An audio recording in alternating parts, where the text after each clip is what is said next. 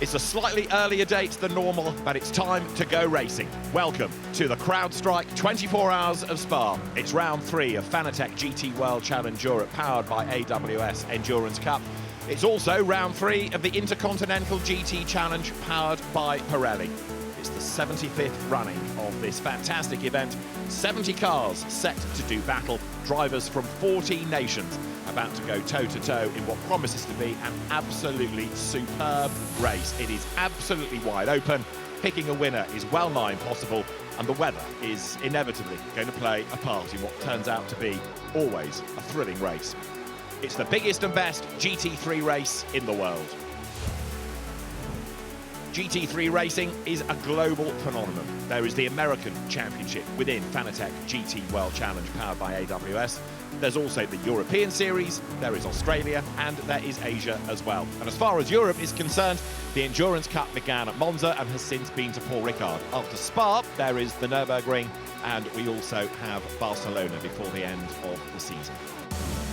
Earlier on in the week, the cars took part in the traditional parade into the town, and this was an opportunity for, unusually, race cars to be on the road, but perhaps more importantly, a chance for the fans, young and old, to see their favourite cars and their favourite drivers.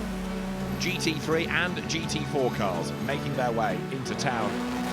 The fans have come out in big numbers to cheer them to the echo. They were led from the circuit down to the town. That was where the drivers' briefing took place, but there was also plenty of time for autographs, for posters to be signed, and for the drivers to enjoy themselves on the road, with lots of enthusiastic fans lining the route.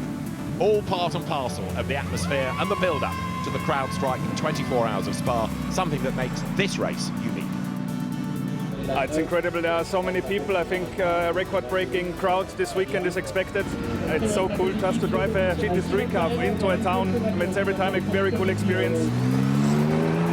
You feel the vibe, you feel how excited everyone is for this race. It's once in a year where everyone comes here, and yeah, it's the best drivers, best teams in the world. I'm so excited, so yeah, can't wait to get going. I think it's the 7th or 8th time already that I'm doing this, and it's an amazing feeling to be back at Spa, to meet the fans that will come and cheer for us later on in the week. For sure, it's a special feeling to be here. It's a special race, and we're all looking forward to go racing for 24 hours. Over 7 kilometres long, the Spa-Francorchamps circuit is one of the best.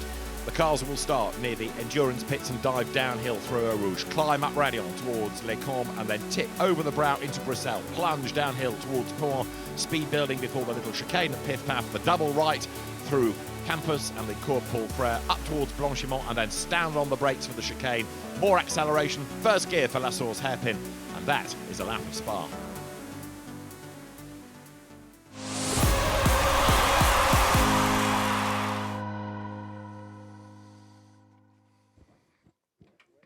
It is a very busy grid looking down then on the circuit here at Spa-Francorchamps, ready for the CrowdStrike 24 Hours of Spa. Welcome everybody to what promises to be, as ever, an enthralling race. We have got a 70-car grid.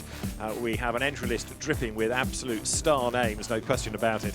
And this promises to be another absolutely outstanding race. The 75th running of the 24 Hours of Spa, and the field will be starting behind the safety car due to the fact that we've had an awful lot of rain over the course of the morning, and so, as I say, the cars are going to be released from behind the safety car. The race will begin at 4:30, and we'll be on the grid very shortly to hear from some of the drivers, some of the personalities before the race gets underway here now in the sunshine.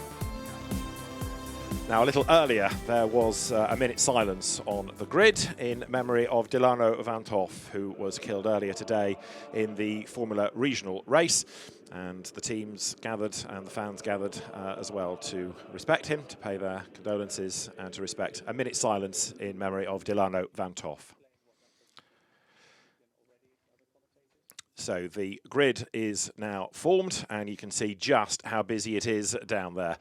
Everybody milling around the cars in this 45-degree formation. Then they'll slot into line once the cars are released. Gemma Scott and Amanda Busick are going to be on the grid and patrolling the pits. And up in the booth, David Addison and John Watson. And John, you can tell it's your moment because the sun is shining and it's going to shine on the righteous. Well, how appropriate is it after a morning of just virtually non-stop rain? The sun is actually coming out for a race that's going to get underway in around about 25 or so minutes. And while the racetrack is still wet, if the sun remains out, it'll not take very long before we get back to dry running conditions. So I'm assuming that everybody who did their exploratory laps would have done them on a set of wet weather tyres. Whether they'll run those tyres when this race goes green, don't know, but certainly it's going to be a close call. People don't know what to wear at the moment, whether to wear shorts or waterproofs. The weather is becoming very fickle indeed. But here at Spa, we are looking forward to a fantastic race. With 70 cars set to do battle, there is going to be action across all of the classes. Let's start in Pro, where any grade of driver is eligible to fight for the win overall.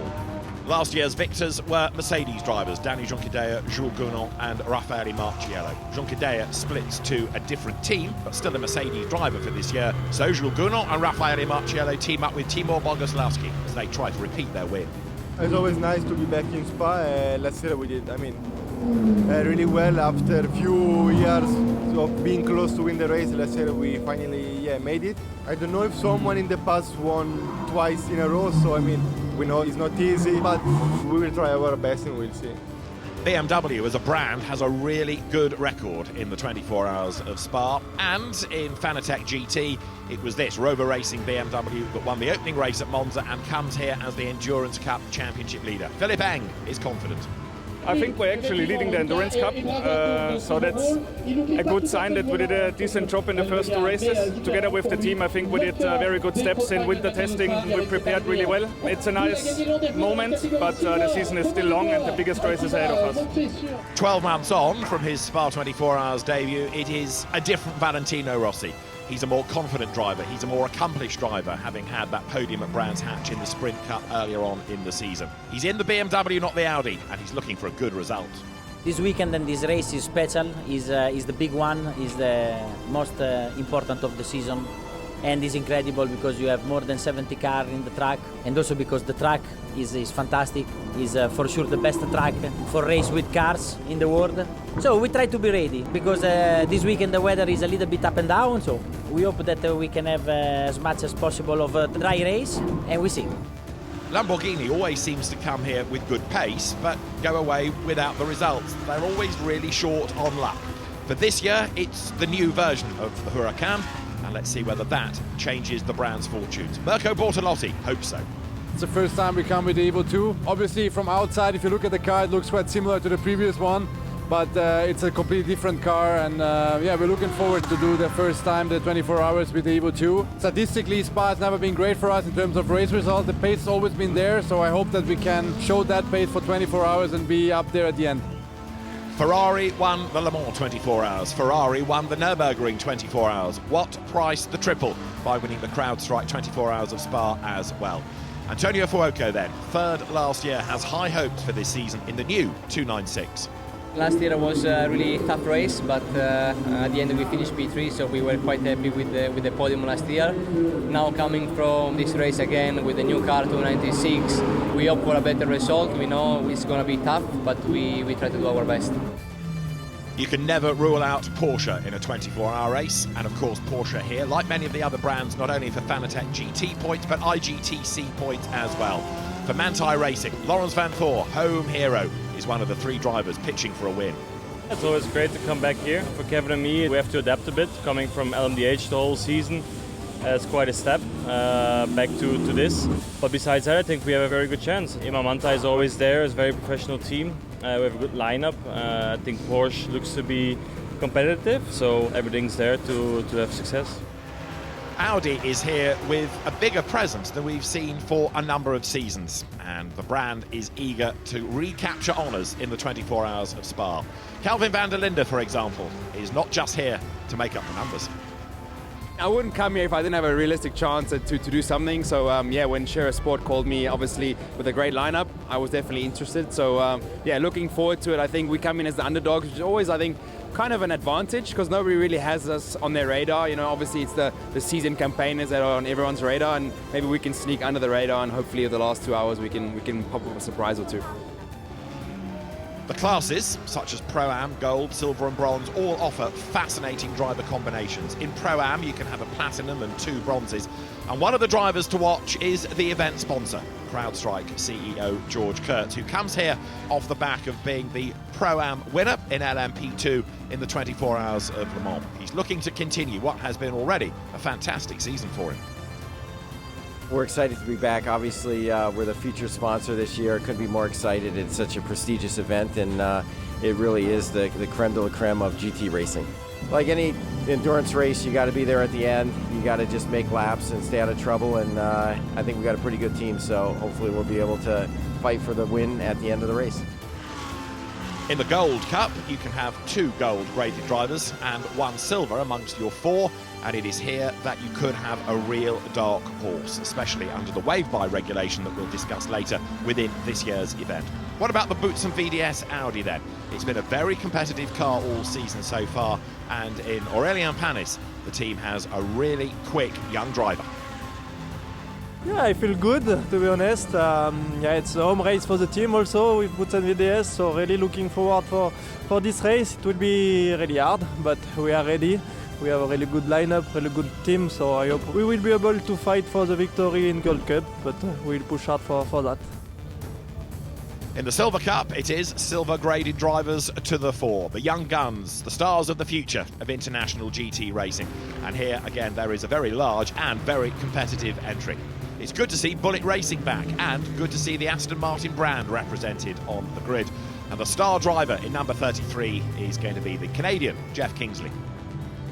Been here last year, obviously, in a different car, but this year with the Bullet Racing team in Aston Martin Vantage GT3 cars. So hopefully I can bring some of my experience to the table here, especially night driving as well. It's unfamiliar territory for my teammates, so it's our hope that we make it to the end here and have good pace as well. Consistency is key, and we just got to stay out of trouble too, and hopefully we can bring it to the other brands and get an Aston Martin up front.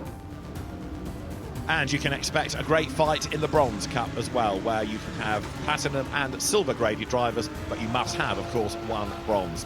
Honours last time out at Paul Ricard went to the Haupt Racing team, and player manager Hubert Haupt is not only looking for another victory within the season, but using all of his experience over many decades of international racing. Well, as you get points, 6 hours, 12 hours, 24 hours, the biggest goal is to finish the race and to collect points at the end.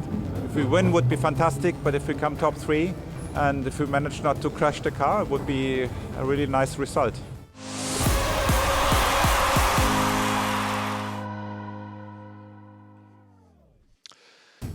We're getting closer then to start time. We're about 15 minutes away from the start of the race. There'll be no formation lap. The race will start when the cars move away from the endurance pits, the start line there for ceremonial purposes. The end of the race will be at the Formula 1 pits, but also they will then continue around La Source to take another checkered flag for historical purposes coming down the hill. It's a fascinating qualifying into Superpole, and Matteo Cairoli's Porsche is on pole position. Matteo Cairoli is with Amanda Busick. Let the record book show there is a bronze on pole for the CrowdStrike 24 Hours of Spa, and it was set by that guy, Matteo Cairoli. And when you think of the sense of pride within this team of having this honor, talk about the level of that within these guys. Well, first of all, it was totally unexpected to be on overall pole position for the 24 Hours of Spa, but somehow we made it. So it's a great to be starting from the first position. So it's going to be probably a nightmare because, I mean, with the weather conditions, with 70 plus more cars fighting against us, is not going to be easy. But for sure, I have full trust in my team, in my teammates. We have a strong package, and I'm pretty sure we can go for a good result in the end. Good luck. Thank you so much. Thank you. Well, that car is graded bronze. Matteo Cairoli is a very accomplished Porsche racer. Part of the story is that the 4-part qualifying session began in the dry, and then it got wet, and the pro cars with only 3 drivers go out in Q2, 3 and 4, and therefore they missed the chance to have a dry running. And that's given us this very, very jumbled 20 that went into Superpole that was slugged out yesterday, and in turn that was a shuffled order again. Mauro Engel, he's always a dark horse when it comes to a race win in anything, sprint or endurance, and he's going to be a man to watch over the course of 24 hours, where keeping out of trouble and avoiding penalties as well is going to be all part and parcel of the car. Now, let's go back to the grid. Gemma has managed to find the Iron Dames winners last year. Sarah, it was a fantastic qualifying for you guys with Iron Dames. Yeah, it's incredible. It's the first time we start so high on the grid. We take it, as I say. I mean, we've been a bit lucky in quali, but we were there, you know, like we did a good job. And then Dory did fantastic in the Super Pole, and starting so close from Eau Rouge is actually a bit different from last year where we started all the way back there. It's going to be a tough race anyway. I mean, the quali we know will not have an influence on the final result, but the morale is in the positive, let's say. Have a great one. Thanks a lot. Thanks a lot. Now, we're getting news from the grid that certainly the top three, and probably many, many more after that, are going slicks. Even though it's been a wet road, then a greasy road, then a damp road, we're nearly dry, and if they can get the warmth into the tyres, then they'll still cut through that damp sheen on the surface, John. Well, if anybody wants to run on a set of slicks, they're going to have to be very tentative on that first race lap. And those that may be behind and have chosen to run on wets will have the advantage. So it's going to be, I think, a very tense opening, maybe 5 or 10 minutes to this 24-hour race. And let's hope, I've said every race, please remember, you don't win it on the opening lap or into Eau Rouge Radio on that first run up the hill. It is going to be very busy indeed. Another of the drivers to watch over this first stint, Alessio Rivera. He is starting second on the grid in the new Ferrari 296. Alessio Rivera is with Amanda. The 51 Ferrari behind us won the CrowdStrike 24 Hours of Spa in 2021. Alessio, you're looking for your first Spa victory. You're going to kick off this stint for this team. When you look at the conditions that we've had, what do you expect out there? Yeah, of course, I'm really excited to start from the front row, especially in this condition when you have some spray. But yeah, now the gamble is to choose the right tires, and then the race is super long, so we'll see. Good luck. Thank you. Well, the Ferrari 296, of course, the car that superseded the Ferrari 488, which was that winning model all those seasons ago. We've also this weekend enjoyed many of the GT1 hypercars, if you like. Not ideal conditions for them, but they've made a great spectacle and a great sound in their sessions over the course of the day and indeed of the weekend. Right, the grid is starting to thin as the VIPs and the sponsors and the guests make their way from the grid back to the paddock. Drivers getting strapped into cars. And we are therefore getting set, ready for the CrowdStrike 24 Hours of Spa. Lawrence Vanthoor, a man to watch in the Manthey EMA Porsche in that Grello colour scheme. Grello for green and yellow. Let's go back to the grid because Gilles Magnus is another driver that we ought to catch up on. He drives for the Audi Sport Team Come To You squad. Gilles Magnus with Christopher Hauser and Fred Vervisch, and Gilles is with Gemma. Jill, we were just talking just now and you were saying how actually you guys were quicker in the wet and would prefer a bit more wet, but it's certainly drying up rather quickly here and everybody's switching on to slicks. Exactly, but it's still kind of mixed conditions, and I don't think there's any other driver who has more experience in mixed conditions around Spa than Fred Vervisch, so I'm fully confident. Well, he did a fantastic job in the Super Pole and he'll be taking the start, right? Exactly, we're in a good position. Let's try to stay out of trouble, and I'm confident we can do something great. Have a good 24 hours. Thanks a lot, Jill. Thank you very much. Gilles Magnus, 2018 Belgian endurance champion, real star in touring cars as well as GT cars over the last few seasons. Lucas Legeret is about to fold himself in half, I think, to get on board the Audi, the very tall Swiss driver, another of the Come To You racing drivers.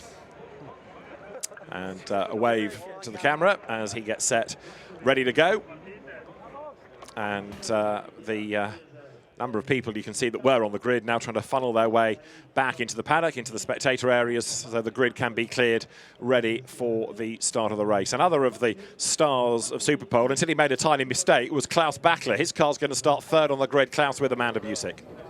There are 5 different manufacturers represented in the front 3 rows, and Klaus Bachler has the joy of racing the Porsche around this track. And when you think of all the turns around this place, where does the Porsche really fit? Honestly, this track is fitting really good our car. There's for sure tracks which are worse, but this is one of the best tracks for our car. So, I mean, I like all corners. I like Spa, but I would say favorite corner is behind us. It's Eau Rouge. It's for everybody, every driver. I would say the best corner. When you go down there, up the hill, it's so much adrenaline. I really enjoy it. Klaus Bachler, talking to Amanda Busick, he's going to be not the start driver, but his car will start from third on the grid, and he's another very, very accomplished Porsche racer, is Klaus Bachler, as the grid now starts to thin from all the guests, and just the last engineers ready to fire up the engines. And then at 16:30, the safety car will lead them away, not for a rolling start, but into the start of the race because of the wet track. Even though actually, John, over the half an hour or so since that decision was made, it has dried a little bit. The road is still wet enough for the officials to want to start from behind the safety car. Kevin Estre is another spectacular driver and always one to watch in the Manthey Porsche. Let's hear from Kevin. Kevin, I kind of feel like the atmosphere is really building now as we're getting closer and closer to the race. Yeah, well, the grid walk is here quite intense always. There's a lot of people, and the weather, you know, big rain before, wet track, and now the sun was out, so everybody hoped for a fast dry out, put the slicks. Now the clouds are covering again, and it's a big race, so it's one of the biggest in the year, so we all... At least I think now we're all ready to, we want to start the race and have fun out there. You certainly showed you've got a fantastic pace in quali. Thank you. Yeah, I think we are good in pretty much all conditions. Difficult to know exactly in the dry because we didn't have so much dry running. But I think we feel ready. We did our best, and let's see, it's a long one. Good luck. Thank you. John, quick word, track surface, much better now. Well, it's changing because the cloud has just come back over the racetrack. There are bits of the racetrack which I would say probably you get away with a pair of slick tires. There will be other bits of the racetrack, but if that cloud that's just come across the start-finish line in the last 2 or 3 minutes then decides to deposit further rain, those that have taken the punt and going onto a set of dry weather slicks might be ruining that decision. It's a tough decision for everybody to make. Instinct would be with the pro drivers to go with the slick tire. They've got the experience to know how to deal with it. But for others around, maybe the safe choice, and it might be the smart choice, is to go on wet, stay on the wets. You've just seen the silver class pole position car of Fabrizio Crestani. He was a real star in Q1 back on Thursday night. Sandy Mitchell, British GT champion, is standing with Amanda. And for the K-Pax Racing Lamborghini Huracan team, he's a man to watch. The K-Pax Lamborghini finished 11th last year, and Sandy Mitchell's going to try to change that this season. You said you're going to be driving at night, and part of that stint, how difficult is Spa at night? Yeah, it's super difficult. I mean, we don't have any floodlights. There's a little bit of ambient light at this part of the track, but once you get up into the forest, it's extremely dark. So, yeah, a couple of the corners you're turning in before you can even see them, and yeah, once you get into the rhythm, it's really nice, but it's difficult when you have to wake up in the middle of the night and jump in a race car. So, yeah, I'm looking forward to it. Normally go well in the night, so yeah, excited for that.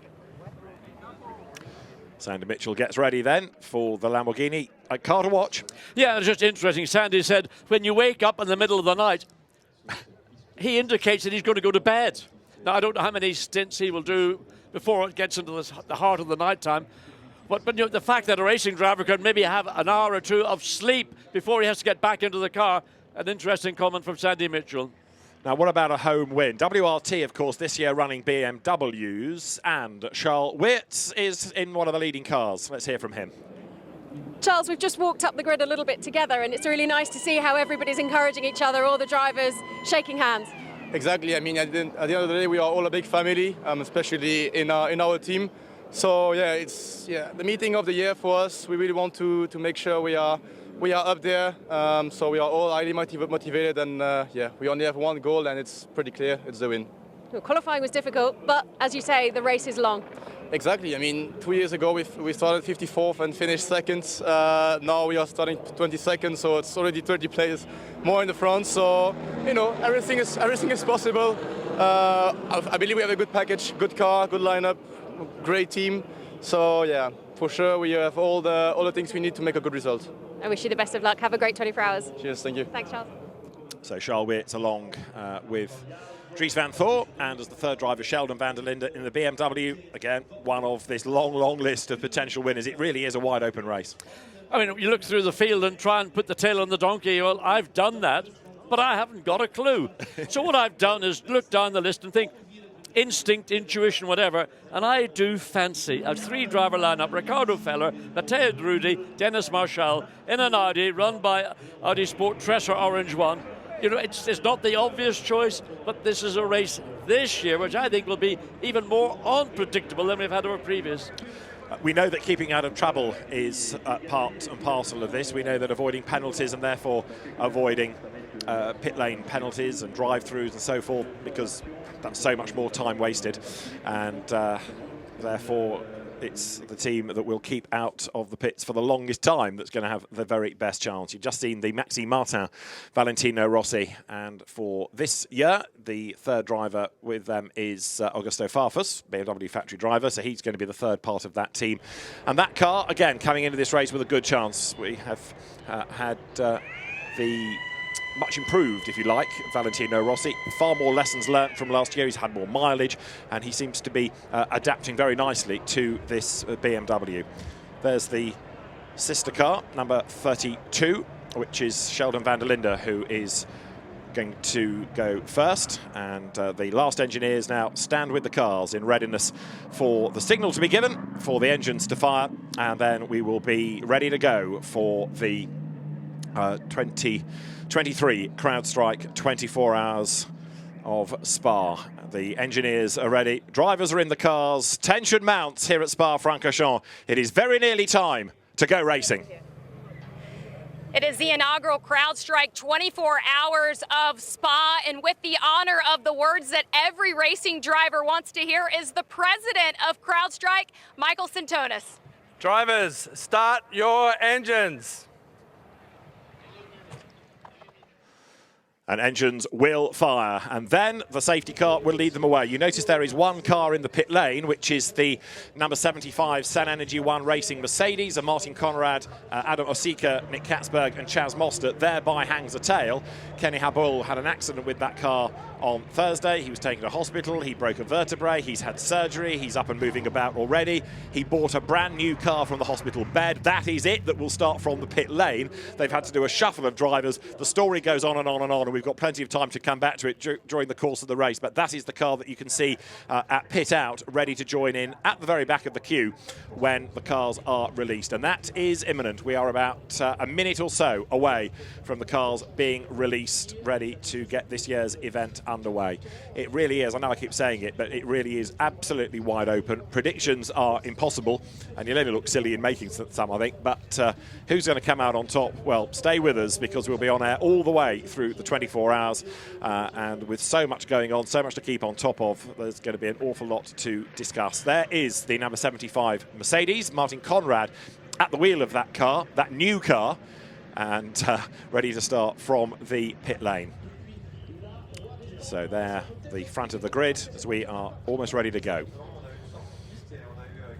So engines are fired. We are ready now here at Spa with the safety car midway through Eau Rouge up towards Radion on instruction. That will move away, and the race cars will go and catch it, and as they move away, the clock will start, and 24 hours of the biggest and best GT3 race in the world will be underway, and it's going to be Porsche that will lead them away. Matteo Cairoli at the very front of the grid. Ferrari, Alessio Rovera second. Porsche, Joel Stern will go third. Lamborghini, Franck Pereira fourth. McLaren, Charlie Fagg at the wheel, fifth. Sixth, Audi, Matteo Drudi. Seventh, Lamborghini, Fabrizio Crestani.